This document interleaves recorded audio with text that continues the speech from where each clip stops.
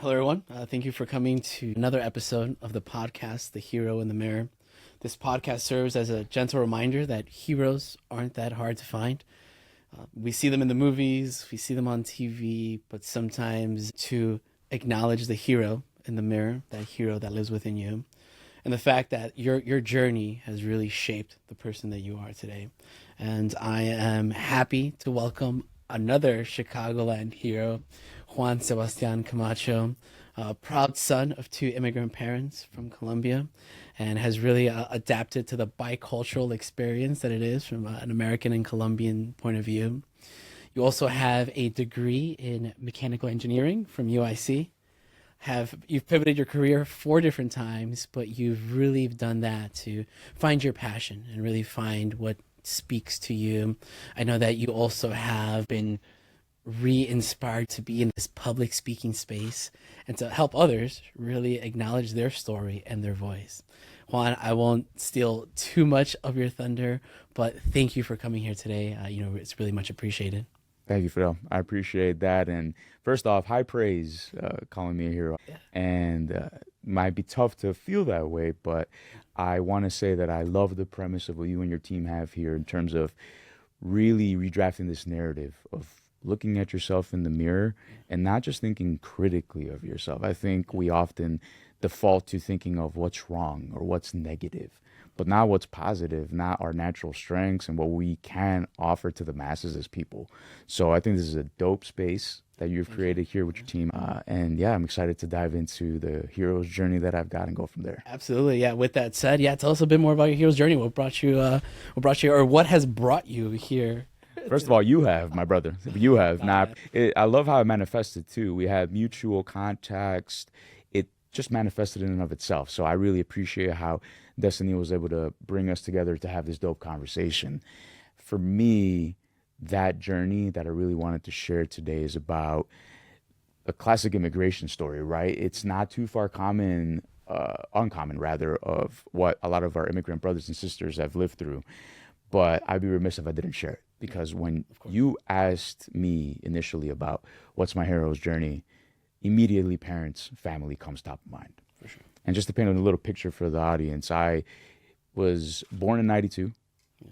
Colombia in 92 is a tough place. There's a lot of danger. There's a lot of anxiety, right? Coming from the cartel era, if you will, of the country.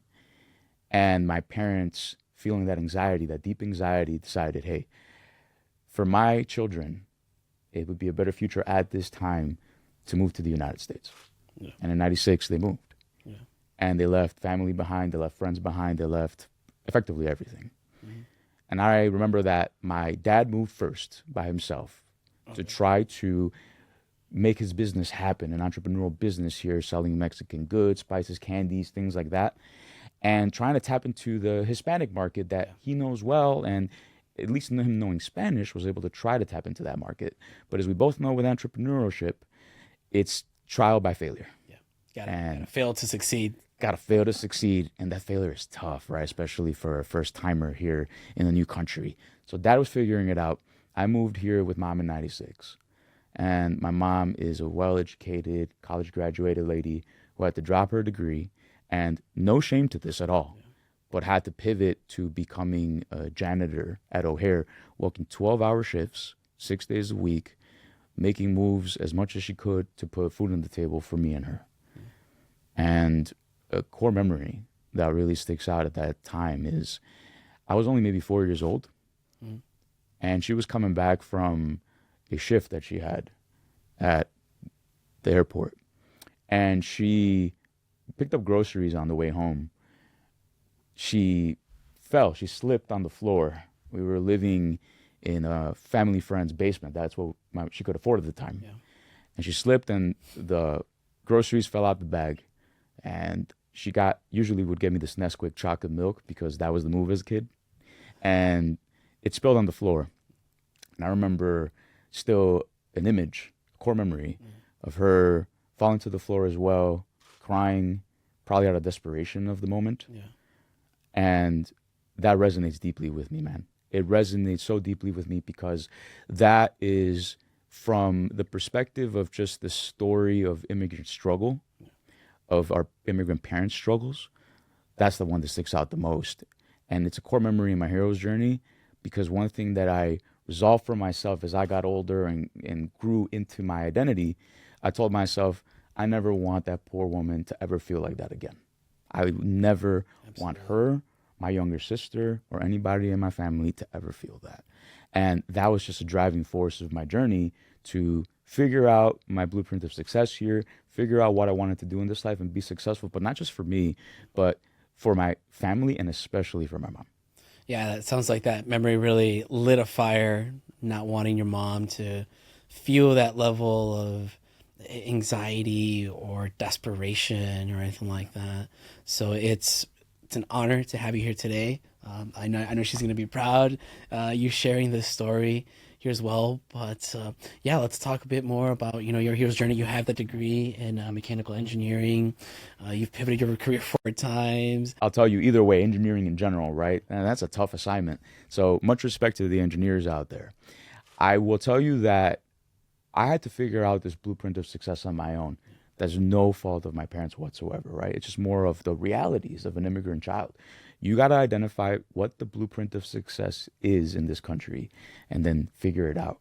And up until probably freshman year of college, I was just going off what I felt I was good at. So with mechanical engineering, I chose the major because I was good at math and physics. Boom, let's put those together. Out comes engineering. Let's do it. Let's make it happen. And I'm in about 3.5 years into this degree and realize, damn, this isn't fulfilling me. And much respect to the work that engineers do, but it's just not my calling. It's just not clicking. And one of the gateways of success for me in this journey was connecting with a recruiter who went to my university when it was what we call a non-target university. A lot of major companies have specific priority universities that they go to, these big institutions. My alma mater, UIC, University of Illinois, Chicago, not one of them at the time. But this recruiter found me through the leadership that I displayed at student clubs and organizations and said, you deserve a shot at this amazing opportunity with this company. And I think you should highly consider it because it's a pivot out of engineering into business and it's going to be a good salary for you to move forward. And at some point, I got my head out of my you-know-what and decided I got to go ahead and take this leap of faith for myself. And she really instilled that confidence in me to take the leap of faith. So long story short, as I pivoted out of engineering, got that degree, yes, but used my transferable skills to go into business. Very nice. Pivoted 4 times in that experience over 5 years. Took a 14-month work sabbatical, which included a lot of travel in there, which, by the way, was an amazing experience, one of the best of my life. I'm glad I took that leap of faith for myself. Yep. Then came back into the career search, but this time with a focus of wanting to tap into recruiting, and specifically university recruiting, because what that recruiter did for me, I wanted to do it for other people. So fast forward to where we're at today, I get to lead early talent partnership strategy for a Fortune 500 company as my day job. Very nice. And it's a space where all of the tangibles are there, right? I feel like I'm getting paid very well. I'm very blessed in my flexibility models of work. But moreover, I'm so passionate about what I do. And that's just one equation of it, to your point. The second one, public speaking, right? And it's what I think you and I are in this journey in parallel where we do want to provide space and confidence for folks to use their natural strengths and use their voices because nuestros narrativos son importantes. That means our narratives are important and they should be heard and seen by as many folks as possible. People should tap into that natural stuff. Yeah, no, definitely. One part of this podcast is really having people embrace their story, right? What does your story look like?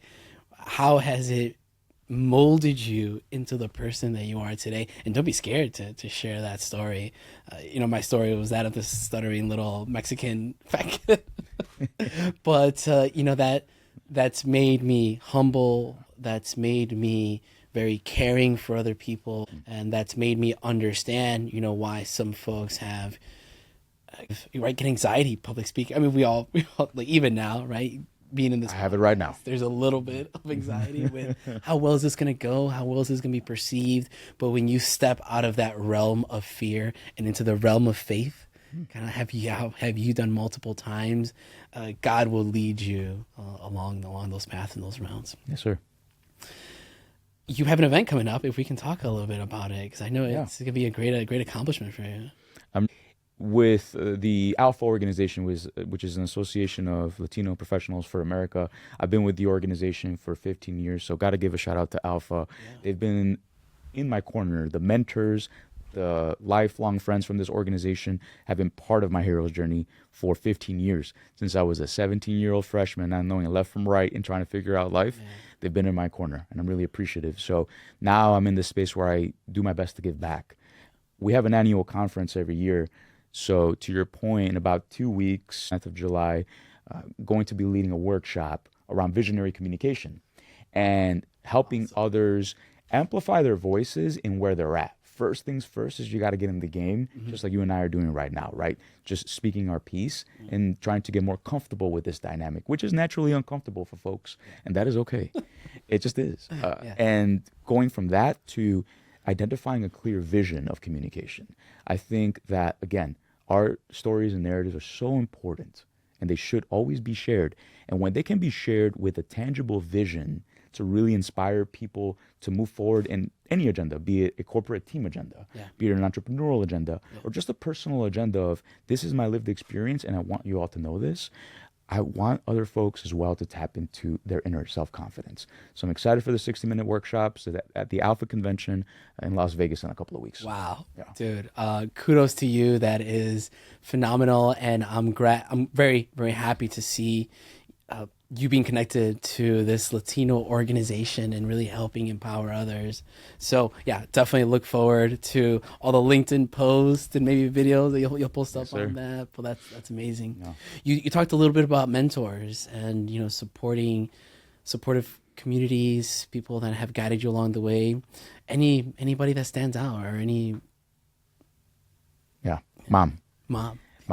I triple down on mom. For sure. And rightfully so, because my dad, big influence, sister, big influence, and extended family and friends, absolutely.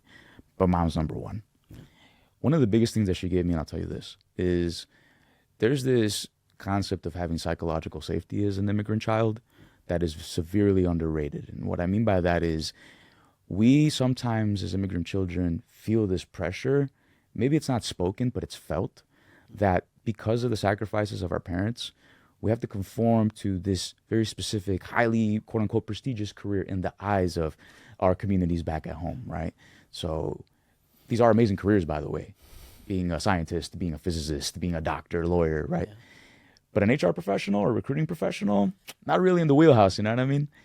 And blessings to my mom, because as I was navigating the discomfort of moving away from engineering, partially maybe feeling embarrassed that I couldn't quite hack it or I wasn't naturally built for it, mom was always there in my corner reminding me that all she wanted me to do is be happy in this life. That's powerful. She simplified it to its simplest yet deepest form. Just be happy. And that resonated deeply. And I'm so grateful for her because she didn't know it then, but her just simplifying it to be happy and be fulfilled is mentorship in the works. Yeah. It's mentorship in action. And the way that I live my lifestyle is around focusing on being happy and fulfilled. So mom stands out top of mind. But I got one more for you too. I wanted to share, Fidel. Go for it. And I want to give a shout out, and I thank you for this platform for it. Yeah. One of my closest mentors that has been in my circle and in my corner for 15 years is a gent by the name of Caesar Lost now. So thank you, Caesar. And he has been an individual who has been a part of my journey since I started with the Alpha organization as well 15 years ago. Yeah. And he is one of the most selfless individuals that I know.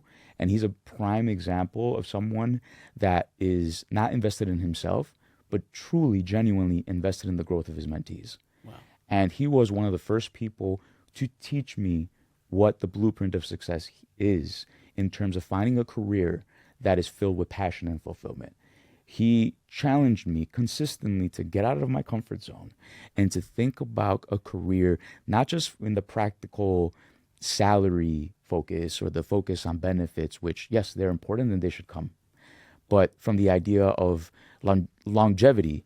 What is going to make me happy in the long term? Where do I see myself tapping into my natural strengths as a person, making some dope impact in this society? Yep.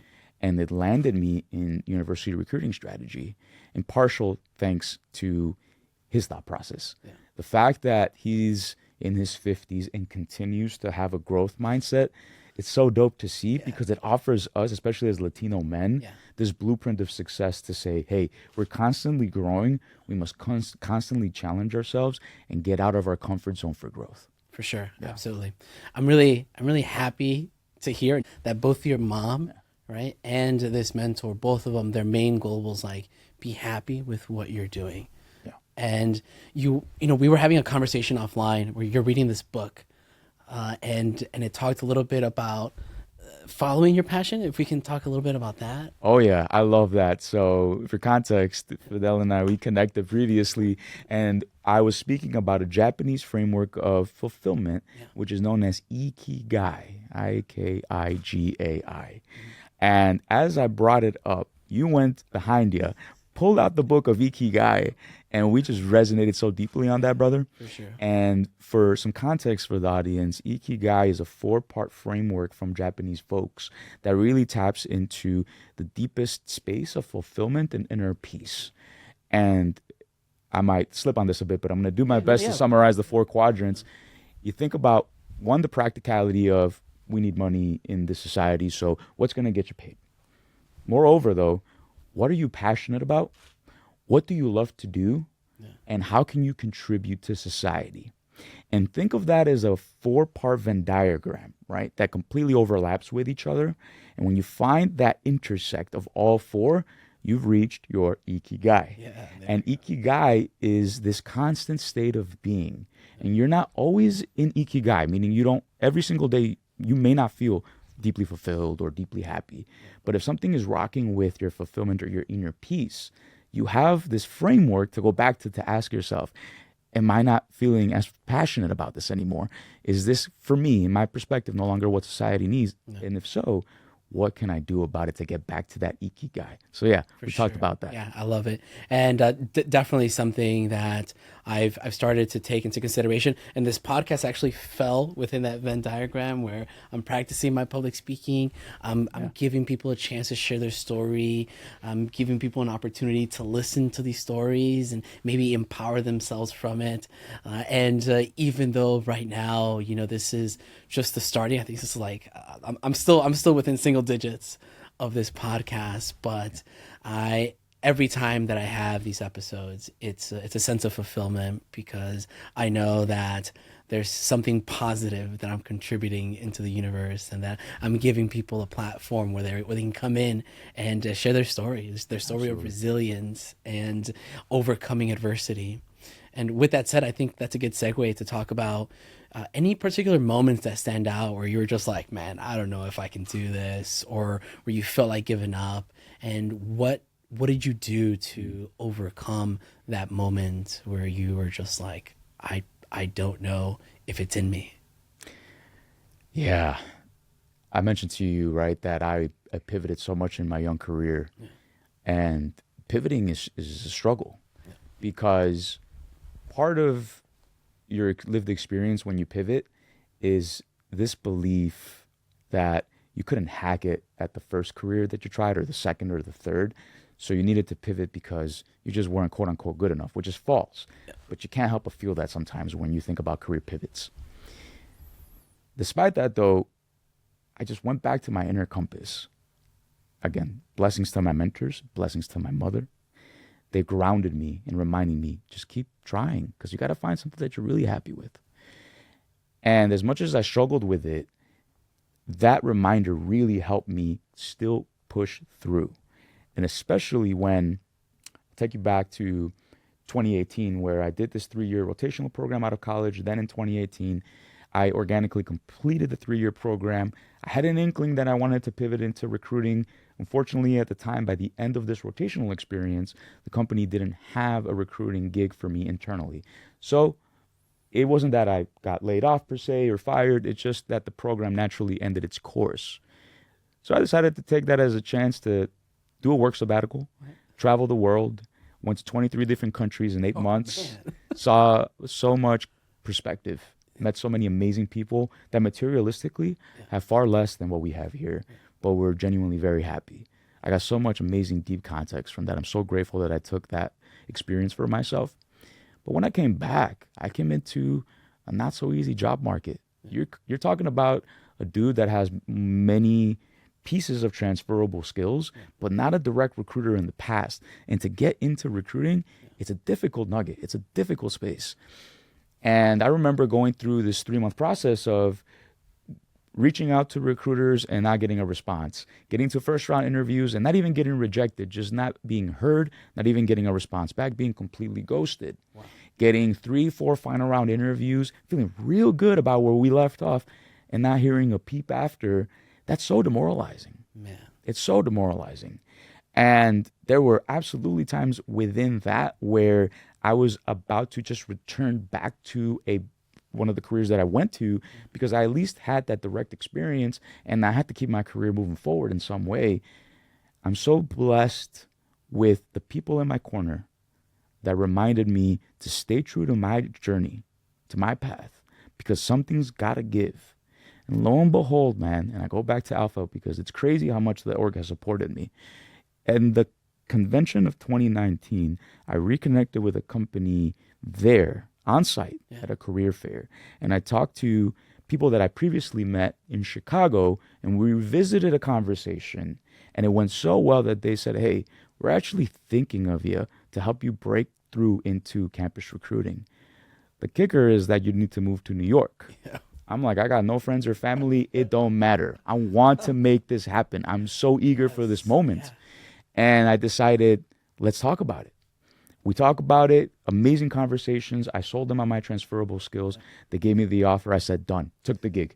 Moved all of my stuff, which, by the way, amazingly enough, fits in a compact sedan. Okay, I'm a minimalist, so it worked out. That works out. And somehow I did that thing, moved to New York, took the leap of faith, made new friends over there, but landed into a completely new career, which I got to tell you, since that moment that I finally got into recruiting, has been a moment of validation that I belong in this space. Yes. I'm so glad I did it. Dude, absolutely, man. That's great. That's such another leap of faith, where it's just, you going from your mechanical engineering degree to saying, let's try something new, to having a tough time in a competitive job market, to saying, hey, I got this offer, I'm gonna make it work, like we're gonna find a way. But that really goes to show that sometimes doors will close for other doors to open, and I think that's a great story that really echoes that. So yeah, if you have some doors that are closing your way, don't worry, like there'll be another door that's gonna open. With that said, I think, one of the things, we've talked about your support system.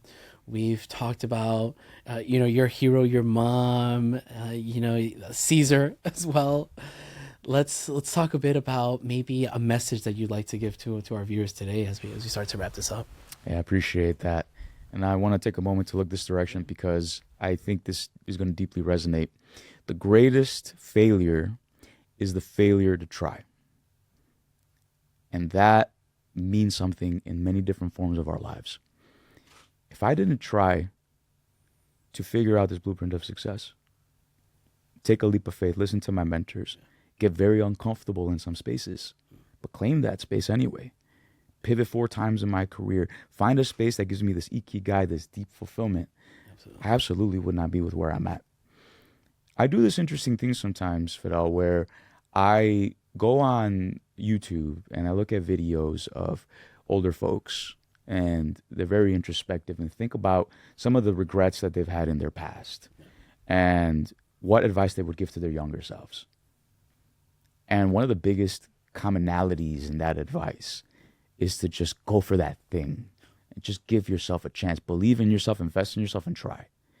And one of the things that I want to feel that I'll do when I get older, if I'm blessed with a natural life, is to be able to look back and say, I might have failed at this and that. Failure is a part of our success. We've talked about that.